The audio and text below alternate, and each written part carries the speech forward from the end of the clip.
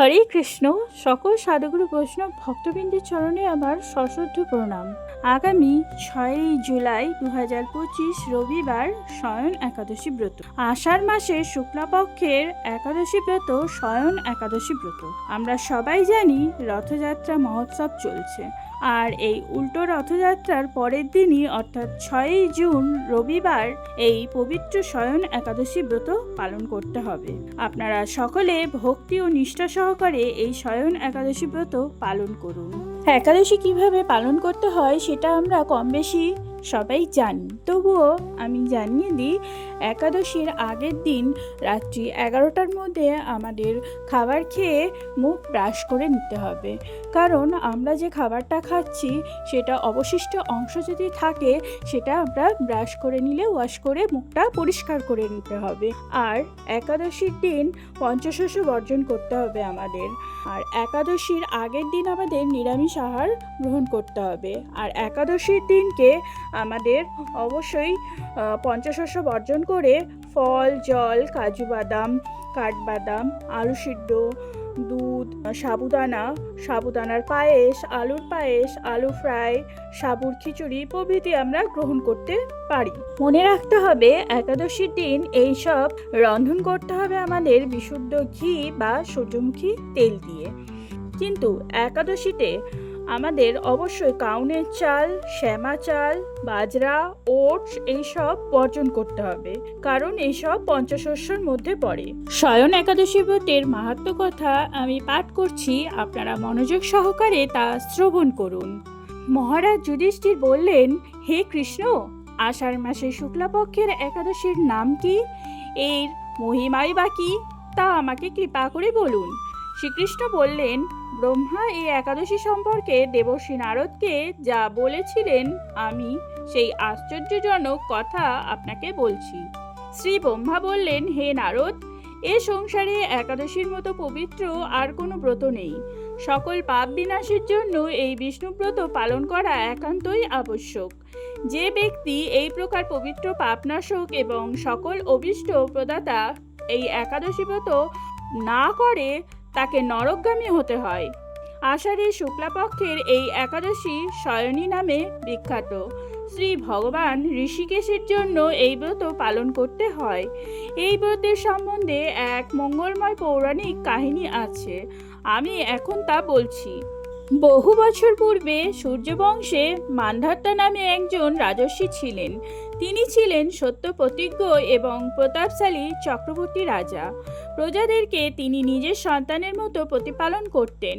সেই রাজ্যে কোনো রকম দুঃখ, রোগ, ব্যাধি, দুর্ভিক্ষ, আতঙ্ক, খাদ্য অভাব অথবা কোনো অন্যায় আচরণ ছিল না।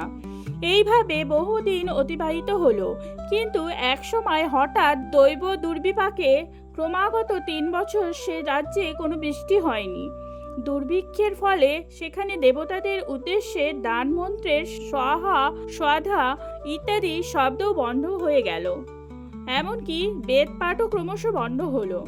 তখন প্রজারা রাজার কাছে এসে বলতে লাগলো, মহারাজ, দয়া করে আমাদের কথা শুনুন। শাস্ত্রে জলকে নার বলা হয়, আর সেই জলে ভগবানের অয়ন অর্থাৎ নিবাস।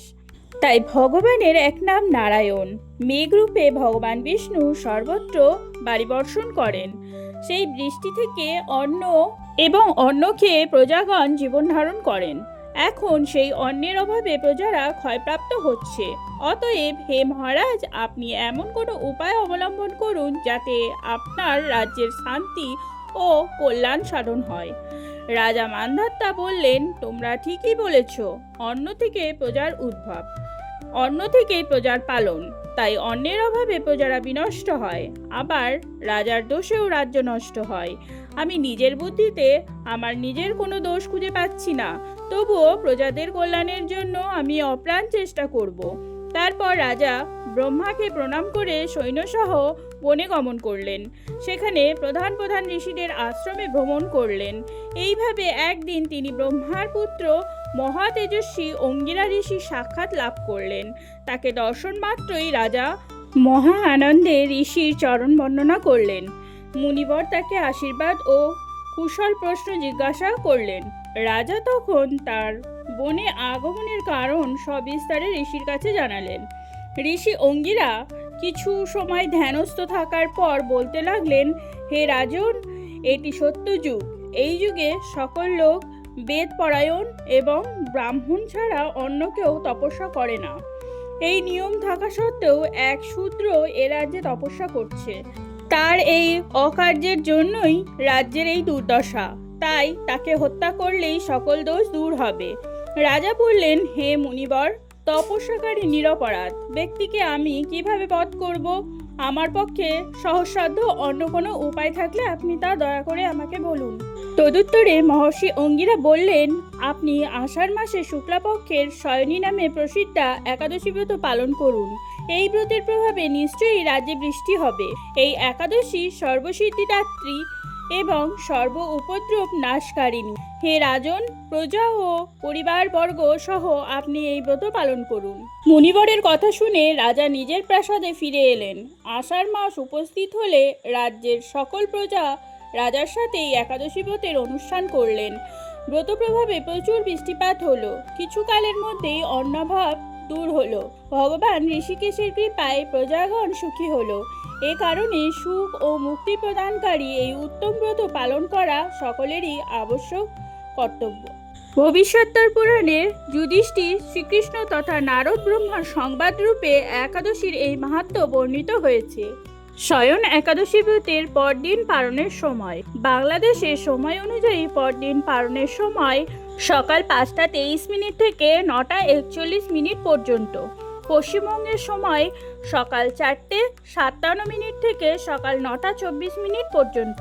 নির্দিষ্ট সময়ের মধ্যে পারণ মন্ত্রটি বলে কৃষ্ণপ্রসাদ মুখে দিয়ে পারণ সম্পন্ন করুন। পারণ মন্ত্রটি হলো, অজ্ঞানতিমিরান্ধস্য গতিনানেন কেশব প্রসিদ্ধ সম্মুখ নাথ জ্ঞান দৃষ্টি প্রদভব।